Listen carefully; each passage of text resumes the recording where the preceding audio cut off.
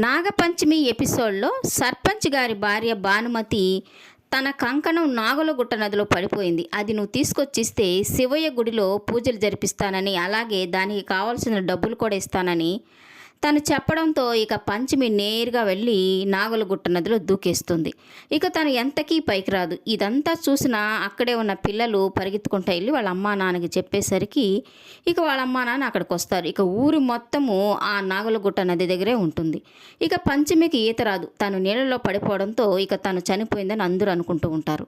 ఇక పంచమి వాళ్ళ అమ్మా నాన్న అయితే ఏడుస్తూ నేను దూకి తనని తీసుకొస్తానని వాళ్ళ అమ్మ చెప్తూ ఉంటే ఇక వాళ్ళ నాన్న తనని వారించి తను దూకి పంచమిని కాపాడుతానని అంటూ ఉంటాడు. ఇక నీళ్ళ అడుగున నాగకన్య కూర్చొని ఉంటుంది. పంచమిని చూస్తూ నీ గురించి నువ్వు తెలుసుకునే సమయం దగ్గర పడింది అని చెప్తూ ఉంటుంది. ఇక పంచమి శరీరం అంతా పాములాగా మారిపోతూ ఉంటుంది. ఇక కాసేపటికి పంచమి నీళ్ళపైకి తేలుకుంటూ వస్తుంది.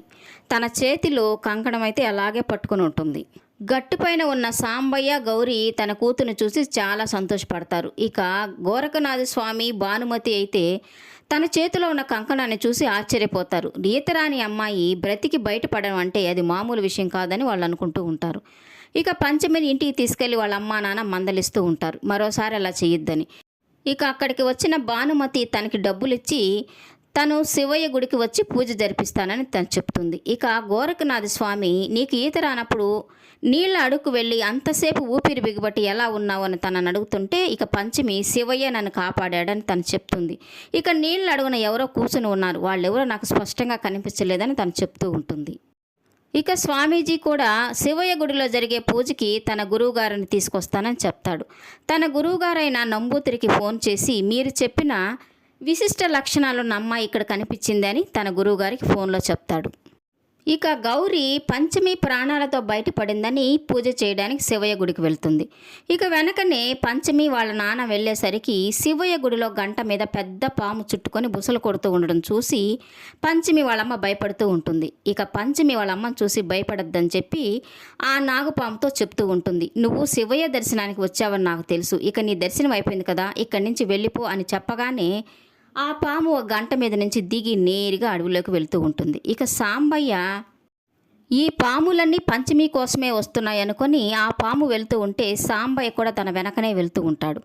ఇక అడవిలో కొంచెం దూరం వెళ్ళగానే ఆ పాము ఒక నాగకన్యగా మారిపోవడం చూసి సాంబయ్య ఆశ్చర్యపోయి ఒక బండ చాటున దాంకొని చూస్తూ ఉంటాడు. ఇక ఆ నాగకన్య అనుకుంటూ ఉంటుంది, ప్రేమ గతాన్ని మర్చిపోయేలాగా చేస్తుంది, కానీ పగ గతాన్ని ప్రతిక్షణం గుర్తు చేస్తూ ఉంటుంది.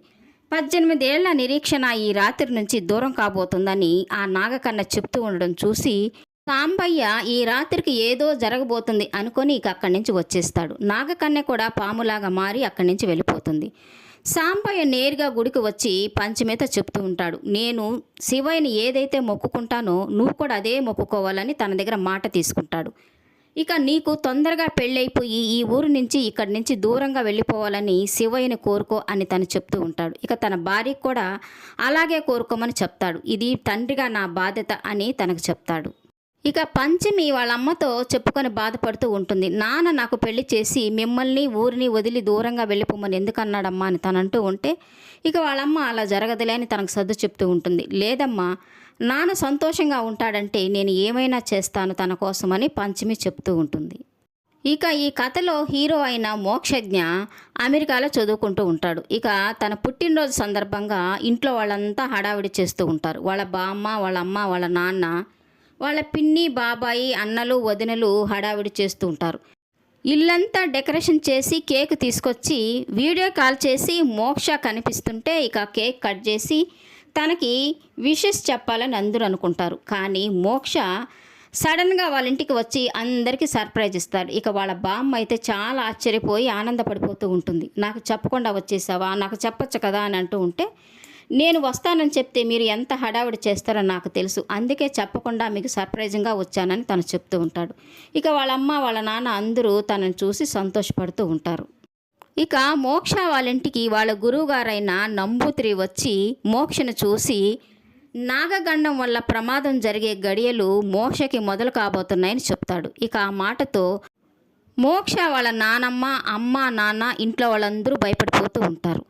ఇక సాంబయ్య శివయ్య గుడిలో పంచమి ఎలా జన్మించింది, తన కన్న తల్లి తనతో ఏం చెప్పింది అనే దాని గురించి జ్ఞాపకం చేసుకుంటూ ఉంటాడు.